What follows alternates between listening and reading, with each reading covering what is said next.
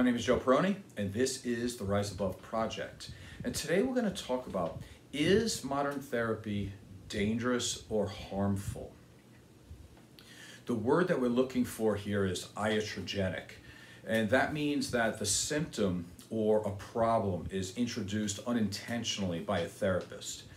Or to give you another example, let's look at any professional. So here's the example. So if you need to have surgery, infection or a heart attack could be a problem here that is unintentionally introduced. So there's a risk to benefit. So when we do therapy, we're expecting things to get better. And many times things get worse. And what happens is during an informed consent, this is very normal for the therapist to talk to their client about this. Because when you're asking tough questions and you're trying to help the client gain awareness of their life, there can be a time where things are going to feel a lot worse for them before it gets better. That's very natural and very normal. But I'm not talking about that. I'm talking about when a therapist, by the way they're doing therapy, is actually creating more anxiety, more depression, and more of the victim mindset. So as we speak here in the year 2024, it's like therapy is everywhere. It seems like every teacher in the school system here thinks that they're a therapist now. So I'm seeing that. You can go to a doctor for anything you want, and they're going to end up giving you a questionnaire about your mental health. I'm not really against that, but I think it's really odd that everybody thinks they're a therapist. We have 16-year-old psychology influencers now because of social media. And we hear the words all the time. Everybody's pathologizing like we're some type of, the whole world is a bunch of therapists and mental health clinicians now. Well, how's it working? Well, what we can see is we are introducing therapy to the world on every level. And what's happening is that there's more anxiety, more depression, more suicides, more suicidal ideation. So it's not working. So is it therapy's fault? No, absolutely not. I wouldn't say that. But I would say that the way therapy is moving is a problem because we are actually causing more problems than not. Now, let's go back over 10 years ago when I was in graduate school. And I'll tell you this quick little story because I thought it was funny then, and I think it's funnier now. So I was in class, and I asked the professor, I said, well, how do you feel if I had the mindset that I think that when we were trying to change clients or trying to help them in their life, is it more important to deal with their behaviors and their actions and not take into considerations their feelings that much? So in other words, what if I said that their feelings are not as important as the actions that they're taking on a daily basis? And he said, how do I feel about that? Well, I would say that maybe you should find a different profession.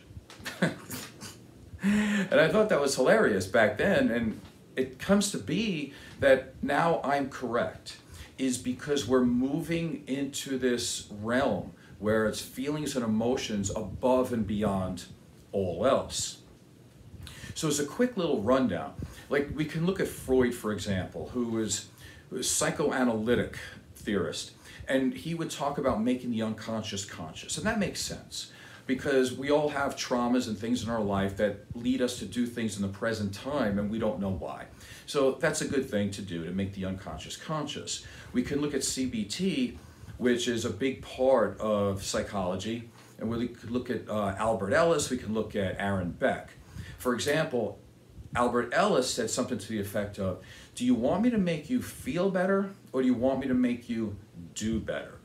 And this is the problem today. Everybody is so offended by everything that modern therapists are trying to make people feel better.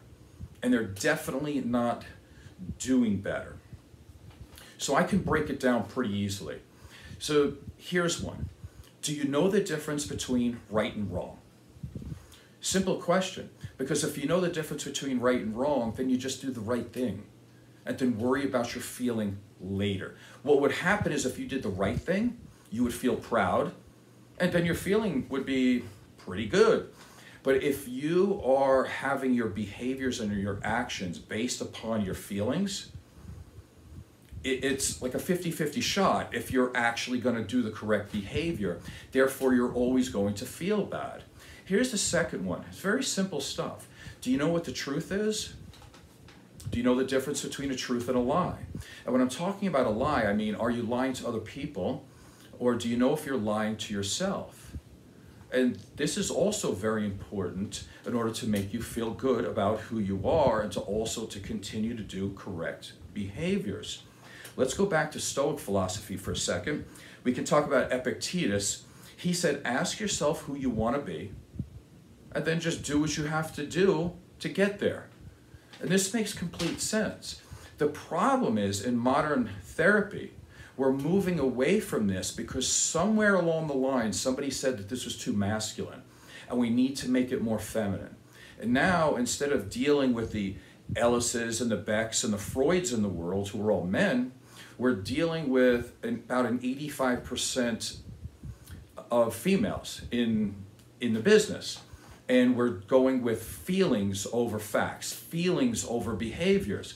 And I think there's, obviously emotions and feelings are important, but how's it working for us when we put those first above everything else? Well, it's not, because therapy is actually harming people now. Modern therapy has become very non-confrontational. It's become very much about distraction and avoidance. For example, along with this therapy boom, everybody thinks that they're a Buddhist now too. Everybody is doing these mindfulness practices, even though they don't know what it means. Everybody's doing these breathing exercises. And here's something for you. Do they work? Well, let's take a look at it for a second. What if there's a responsibility that you know you have to do, but you're not living up to that, you're not doing it. And so therefore you have a lot of anxiety in you, because anxiety is telling you, listen, you need to live up to this. You need to do this responsibility. And then you might even get depressed because you're not doing it. And so then now you feel bad about yourself. So then introduce breathing exercises. So you breathe 4 seconds in, 4 seconds out, hold your breath for 4 seconds. All right, so your anxiety goes away for how long? I don't know, a minute, 5 minutes, 30 minutes. But in the end, you still know you're not living up to your responsibility. So therefore, the problem is back again. So again, therapy is becoming this thing of avoidance and distraction. And let's talk about feelings, but it has nothing to do with doing the actual actions. Again, feelings are not more important than the behaviors. So modern therapy really comes down to this. And again, not all, but many. And you could say it's a lot. Why? Because we have the evidence that's showing that modern therapy is actually hurting people. It's like in any area of the medical field, let's say they introduce a new medication, you should be able to say that we prescribed this medication this many times, and of those people, 95% of them, their symptoms went away or were at least diminished. But we're doing the opposite in therapy. The more people that are getting therapy, the more people are getting depressed and anxious. Modern therapy, it comes down to there's a client and they obviously tell you how they feel. That's necessary. But the therapist is validating their client 100%. Now, you can validate to the point to say the feeling that they have is real and it's true for them at that time. But what is that feeling based off of? What if it's based off of delusion? What if it's based off of thoughts that are not correct? Unproductive ways of looking at life? It's not helpful to look at a client who's going through these negative feelings and just saying you're correct in feeling that way. It's okay to validate the feeling itself, but why they feel that way can be challenged. What irrational or unproductive or unskillful belief is forcing that emotion and feeling. It needs to be challenged. That's the important part here. And if we focus on the negative emotions over and over, and we just sit on that and say it's okay to feel that way, and we don't move them from point A to point B, we're doing something here that's very destructive. If you want to lead somebody down the road to being depressed all the time, all you have to do is teach them how to ruminate. And what we do here is we teach them how to focus on their negative feelings all the time without the thought of moving forward to do better. And this has been pushed by even John Gray back around 1990, when he would say, listen to your partner complain and don't offer a solution. Just let them complain constantly every day for as long as they need to. And that's like working out. They're building emotional musculature to be negative and to hate their life. There is no way that that is going to work in therapy. And all the evidence shows this, but nobody cares. Everybody's still moving in this direction of feelings first. Anxiety. If you want to increase the anxiety of a client, that's not that hard to do either. Think about if you are a person who is seeking a professional. Let's say you go to a doctor's office. You don't want to be there. You're going there for their professional opinion. Same thing if you go to an attorney or any other professional. A plumber, for example. Doesn't matter. Well, there's this thought process now in therapy where everything is egalitarian, which part of that I don't mind, okay? But here's the thing. If a person is seeking professional help and you literally tell the client, I don't know anything more than you. You are the expert in your life. Well, how is that helping them? You're literally telling them that they're in all this pain, they know how to get out of it, but they're coming to see you that has all this education. You have no idea to guide them out. It creates more anxiety because they're going to a professional that's actually saying, I'm going to put all of this responsibility on the client. Now, I'm not saying that a therapist should tell a client what to do. I'm not saying that you should just straight offer advice. I'm not saying that. But there are ways to talk to clients to empower them to help themselves. But along that way, the therapist should be able to ask correct questions because they are a person of authority. I'm not saying, again, that they own this person's life. But what I am saying is you are destroying, or many therapists are destroying the business because people don't respect therapists anymore because they think everybody's a therapist. And why is that? That's because a lot of therapists have this idea that they have nothing special to offer.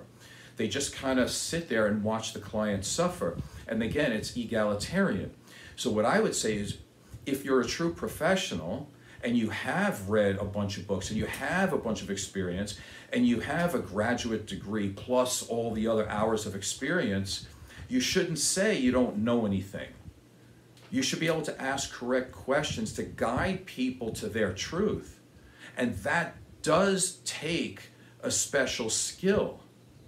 Don't say you don't have special skills. Again, it doesn't mean you have to be giving advice and telling people what to do. That's not necessary, and that would be wrong. But I wouldn't take the backseat too to say, oh, I don't know anything. Let's see what we can do here. What do you think? Well, you already know what they think. They're going to see a professional and you're not acting like a professional. So all of this stuff, again, let me try to sum it up. If a professional is not acting like a professional, it causes anxiety. That's number one. And it causes maybe even depression because the person now feels like they can't get out of it. And putting feelings first above everything instead of actions and behaviors, what it does is it causes a degree of narcissism. It causes a degree of entitlement. Why? Because when they're talking about their emotions and feelings, it's only their emotions and feelings. It's not how they're socially connected to others and how their actions and behaviors affect other people and how other people's feelings are also important. So it's taking them out of all that. It's not making them a holistic human being. And it's not driving them to do the correct action and behavior. So again, let me sum this up really quick. Can modern therapy be harmful or dangerous? Or the term that I use, iatrogenic. Is it introducing harms to a client? And I would say definitely yes. All the evidence points to that. Again, it's not 100%, and you can't say that it's direct causation. But there seems to be a lot of that. There's definitely correlation to it. Again, more therapy, more problems. So I think you know how I feel about this subject. Hopefully this has been enlightening for you in some way. My name is Joe Peroni. This is the Rise Above Project. Please subscribe and tell a friend. Thank you.